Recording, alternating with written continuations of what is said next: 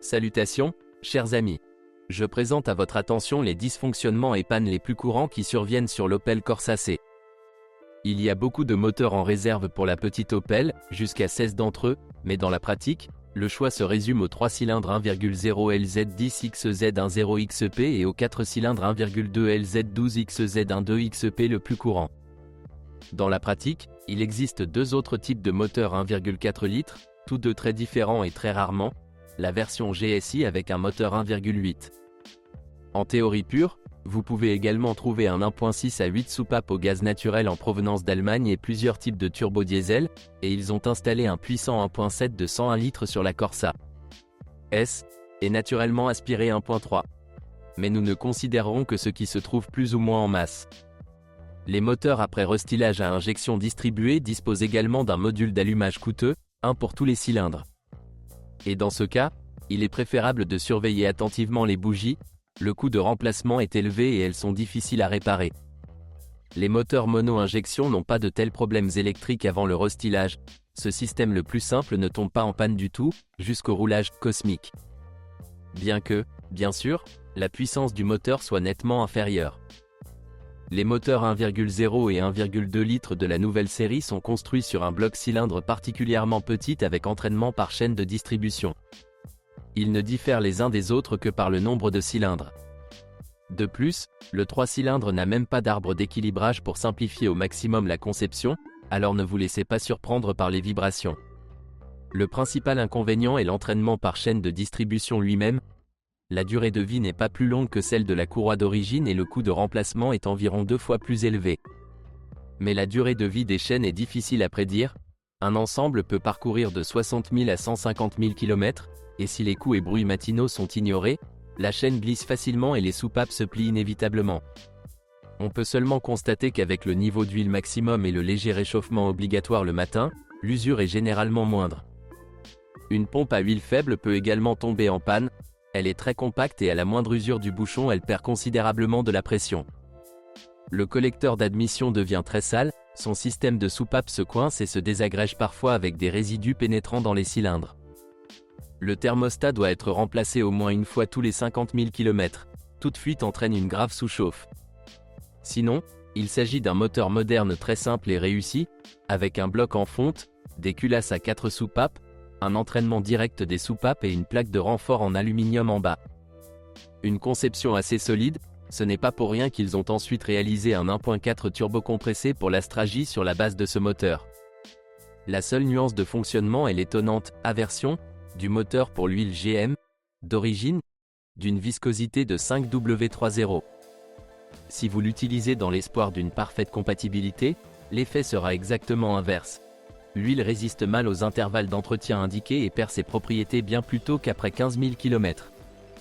De plus, il coquéfie remarquablement bien à haute température et forme des dépôts de carbone et du vernis sur les segments de piston et les soupapes.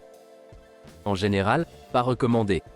La situation est compliquée par un filtre à huile sans infaillible. Les services parviennent à mal installer l'élément filtrant et à laisser le moteur sans pression d'huile et avec un mauvais chauffage.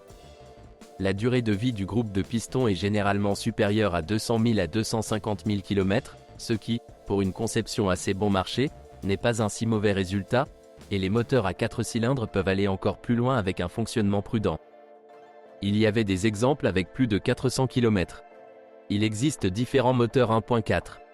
Après restylage, une Z14XP a été enregistrée sous le capot de la Corsa, essentiellement similaire aux 4 cylindres 1.2. Elle ne diffère que par le volume et une durée de vie légèrement plus longue du groupe de pistons et des chaînes en raison de régimes de fonctionnement inférieurs. Mais avant le restylage, un autre moteur a été installé, le Z14XE. Malgré une seule différence dans le nom, ce moteur appartient à une époque complètement différente. L'ancien 1.4 se distingue par un bloc cylindre, un entraînement par courroie de distribution et la présence d'EGR complètement différents. Le moteur appartient à la même série que le 1.8 Z18XE sur la version GSI et différentes versions du moteur 1.6 sur les Astra et Vectra jusqu'en 2004.